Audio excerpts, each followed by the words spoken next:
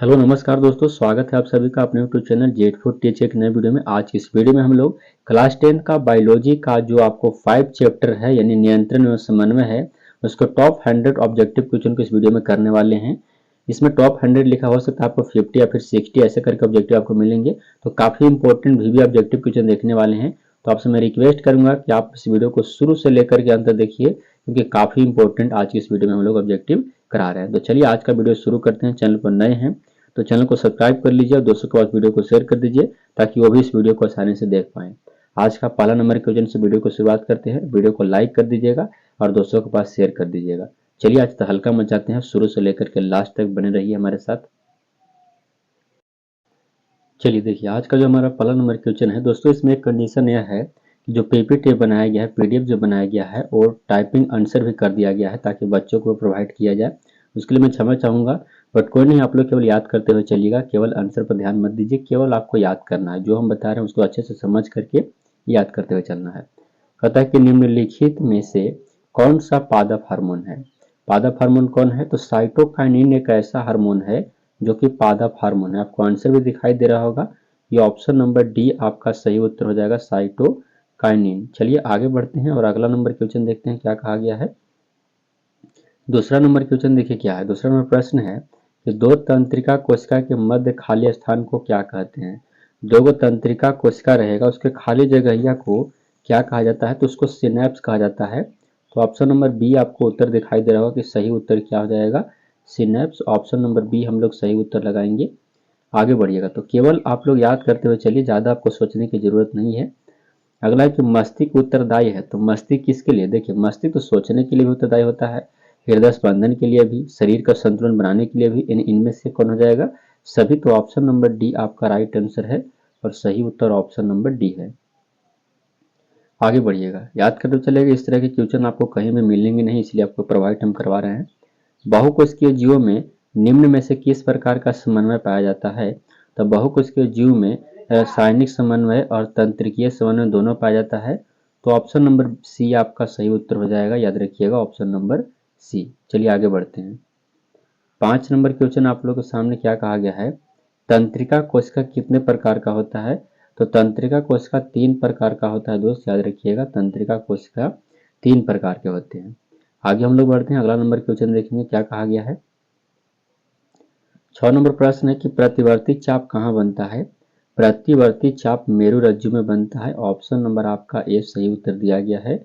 कहाँ बनता है प्रतिवर्ती चाप? तो मेरुरज्जु में बनता है।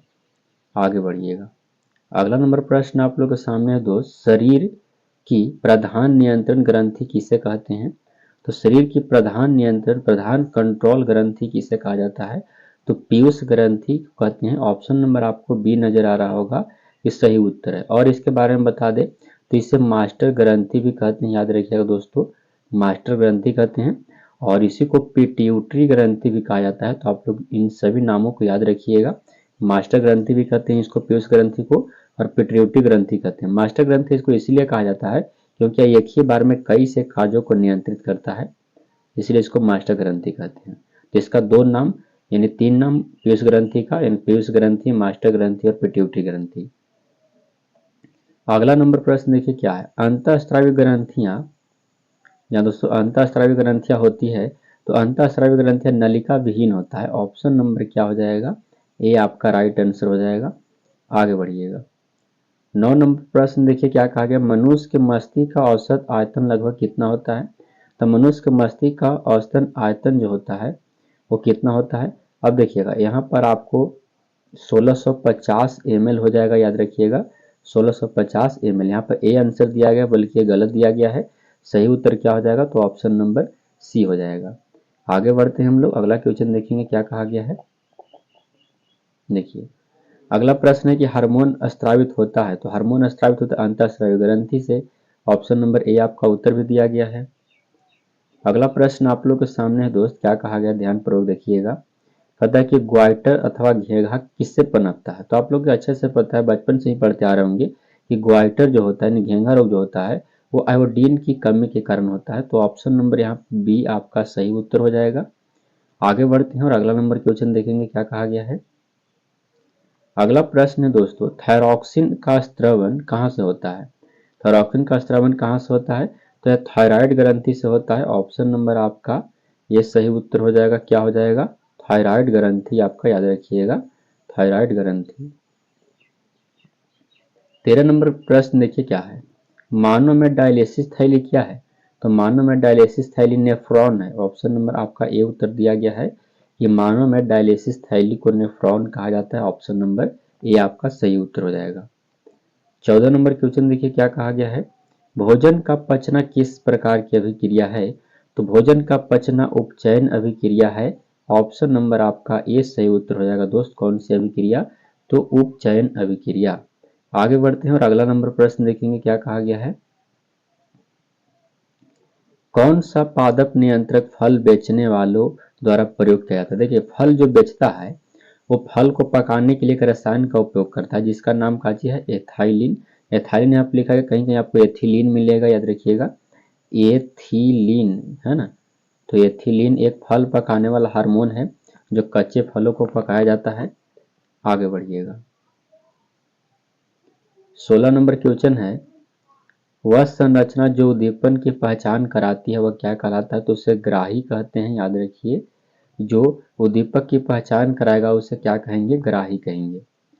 आगे बढ़िएगा दोस्त मेरे। 17 नंबर क्वेश्चन देखिए क्या कहा गया है, निम्नलिखित में से कौन सी एक अंतःस्रावी और बाह्य स्रावी ग्रंथि दो प्रकार की होती है? तो अग्नाशय जो है से अंतःस्रावी भी है और बाह्य स्रावी ग्रंथि दोनों प्रकार का होता है। यानी ऑप्शन नंबर आपका ए सही उत्तर दिया गया है। आगे बढ़िए।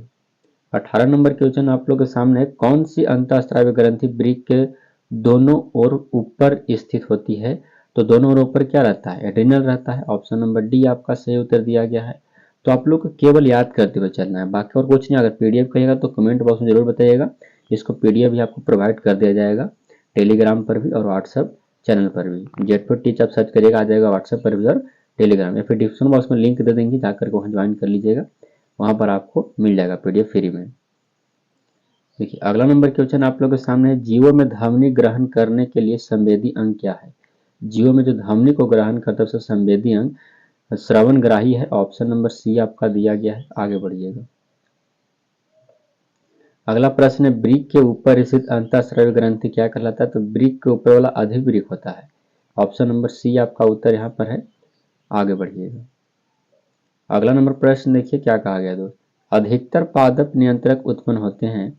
तो अधिकतर जो पादप नियंत्रक होते हैं वो उत्पन्न होते हैं कैसे? तो सही उत्तर हो जाएगा आपको, यानी बढ़ते तने के अग्रभाग में भी और बढ़ती जड़ के अग्रभाग में भी, यानी ए और बी दोनों हो जाएगा। तो ऑप्शन नंबर डी आपका करेक्ट आंसर हो जाएगा। आगे देखिए अगला प्रश्न है कि बीज रहित फलों के बनने को क्या कहते हैं? तो बीज रहित फलों के बनने को अग्र प्रभाविकता कहते हैं। ऑप्शन नंबर सी आपका करेक्ट आंसर हो जाएगा। आगे बढ़िएगा। 23 नंबर प्रश्न देखिए क्या है, पौधों में नहीं पाया जाता है। तो पौधों में क्या नहीं पाया जाता है? तो देखिएगा तंत्रिकीय तंत्र तो नहीं पाया जाता, आप लोग अच्छे जानते हैं, क्योंकि तंत्रीय तंत्र या जीवों में पाया जाता है। अगला नंबर प्रश्न आप लोग के सामने है, इंसुलिन की कमी के कारण कौन सा रोग होता है? तो इंसुलिन की कमी के कारण मधुमेह होता है, जिसे आप अच्छे से जानते हैं। इसको इंसुलिन की कमी से मधुमेह रोग होता है, जिसे डायबिटीज कहते हैं। चीनिया रोग के नाम से जानते हैं, जिसको देहाती भाषा में शुगर भी कहा जाता है। तो यह रोग होता है इंसुलिन की कमी के कारण। अगला नंबर प्रश्न आप लोग के सामने है, खोपड़ी के अग्र सिरे पर स्थित न्यूरॉन को शरीर के विभिन्न भागों से प्राप्त होता है। तो क्या आप संकेत प्राप्त होता है? ऑप्शन नंबर आपका सी राइट आंसर हो जाएगा। आगे बढ़िएगा। अगला नंबर क्वेश्चन है, थायराइड को थायरॉक्सिन हार्मोन बनाने के लिए आवश्यक है। तो थायराइड के थायरॉक्सिन हार्मोन बनाने के लिए आयोडीन आवश्यक है। ऑप्शन नंबर डी आपका करेक्ट आंसर हो जाएगा, आयोडीन। 27 नंबर क्वेश्चन देखिए क्या कहा गया है, लीडिंग कोशिकाएं मिलती है। लीडिंग कोशिकाएं कहाँ मिलती है? तो यह ब्रिसन में मिलेगा, जहाँ दोस्तों टेस्टिस में मिलेगा। ऑप्शन नंबर आपका ए सही उत्तर हो जाएगा, ब्रिसन में। अगला क्वेश्चन आप लोग के सामने है, ऑक्सीजन पादप हार्मोन पौधों के किस क्रिया में सहायता करता है? तो ऑक्सीजन नहीं बल्कि ऑक्सीजन है, हार्मोन है ये। ऑक्सीजन हार्मोन जो है पादपों के किस क्रिया में सहायक होता है? तो यह वृद्धि करने में सहायक होता है। ऑप्शन नंबर आपका ए राइट आंसर हो जाएगा। अगला प्रश्न देखिए क्या दिया गया है और उत्तर भी देखिएगा। तंत्रिका तंत्र का भाग क्या है? तो देखिएगा तंत्रिका तंत्र मस्तिष्क भी, रीढ़ भी और क्या रज्जु भी, यानी इनमें से सभी आपका सही उत्तर हो जाएगा।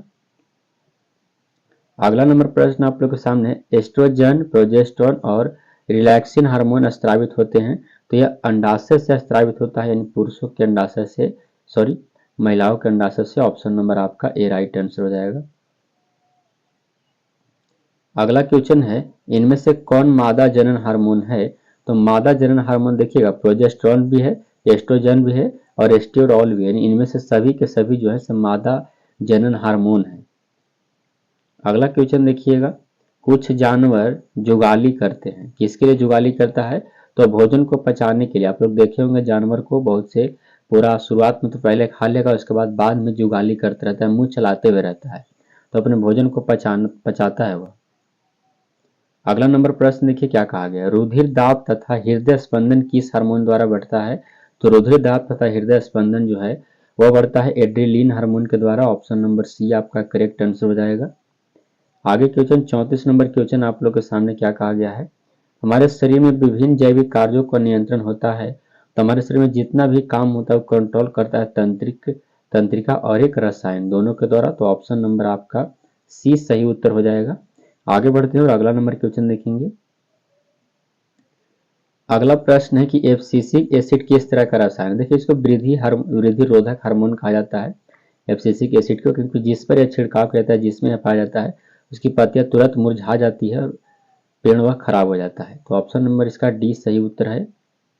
आगे बढ़िएगा 36 नंबर प्रश्न देखिए क्या है, बीज रहित पौधों के उत्पादन में ये सहायक होते हैं।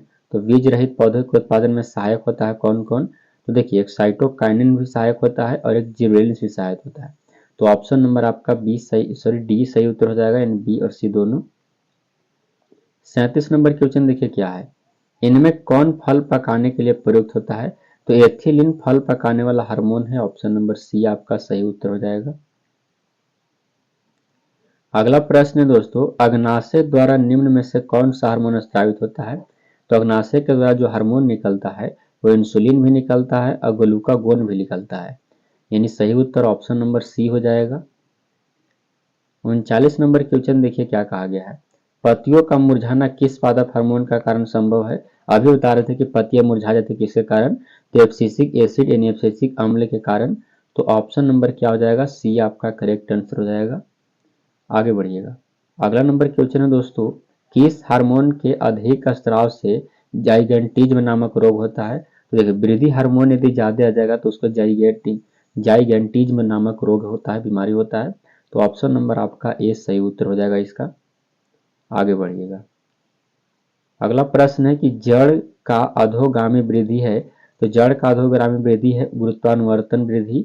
ऑप्शन नंबर बी आपका सही उत्तर हो जाएगा। अगला प्रश्न है कि पॉन्स मेडुला और अनुमस्तिष्क किसका हिस्सा है? तो पॉन्स मेडुला और अनुमस्तिष्क के पीछे वाले मस्तिष्क का हिस्सा है। ऑप्शन नंबर सी आपका सही उत्तर हो जाएगा। 43 नंबर क्वेश्चन देखिएगा दोस्त, निम्नलिखित में कौन सी अनैच्छिक क्रिया नहीं है? अनैच्छिक क्रिया नहीं है तो सही उत्तर चबाना, जिस पर आपका कंट्रोल रहता है उसे ऐच्छिक कहते हैं। ऑप्शन नंबर आपका बी सही उत्तर होगा, चबा आप जब चाहें जब चबा सकते हैं। अगला 44 नंबर क्वेश्चन है कि अवर्टु ग्रंथि को थायरॉक्सिन हार्मोन बनाने के लिए क्या आवश्यक है? तो अवर्टु ग्रंथि को थायरॉक्सिन हार्मोन यदि बनाना है तो उसके लिए आपको सोडियम चाहिए। ऑप्शन नंबर आपका ए सही उत्तर हो जाएगा। 45 नंबर क्वेश्चन देखिए क्या कहा गया, मस्तिष्क का कौन सा भाग शरीर के स्थिति तथा संतुलन का अनुरक्षण करता है? तो मस्तिष्क का अनुमस्तिष्क जो भाग है वो शरीर की स्थिति को संतुलन बनाए रखता है। ऑप्शन नंबर सी आपका उत्तर दिया गया है। 46 नंबर क्वेश्चन है कि पादप हार्मोन साइटोकाइनिन सहायक है, तो पादप हार्मोन जो साइटोकाइनिन है यह तने की वृद्धि के लिए सहायक होता है। ऑप्शन नंबर बी अभी आपका उत्तर दिया हुआ है। आगे बढ़िएगा दोस्त, अगला नंबर क्वेश्चन देखते हैं क्या कहा गया है। चलिए 47 नंबर क्वेश्चन देखिए क्या कहा गया है, अनुकुंचन गति किस पौधों पर प्रमाणित होती है? तो यह होता है किस पर? तो सही उत्तर आपका राइट आंसर हो जाएगा छुई मुई पर। ऑप्शन नंबर आपका ए राइट आंसर हो जाएगा। तो दोस्तों इस वीडियो में केवल 47 क्वेश्चन ही थे। आई होप कि आप लोगों को 47 क्वेश्चन काफी अच्छे लगे होंगे। वीडियो को लाइक कर दीजिएगा, चैनल पर पहली बार आए तो चैनल को सब्सक्राइब कर लीजिए। यहाँ तक देखने के लिए आपका बहुत बहुत धन्यवाद दोस्तों। मिलेंगे अगली वीडियो में, तब तक के लिए जय हिंद दोस्तों। अब वीडियो को शेयर करना मत भूलिएगा, अपने दोस्तों के पास वीडियो को शेयर जरूर कर दीजिए। मिलते हैं नेक्स्ट वीडियो में।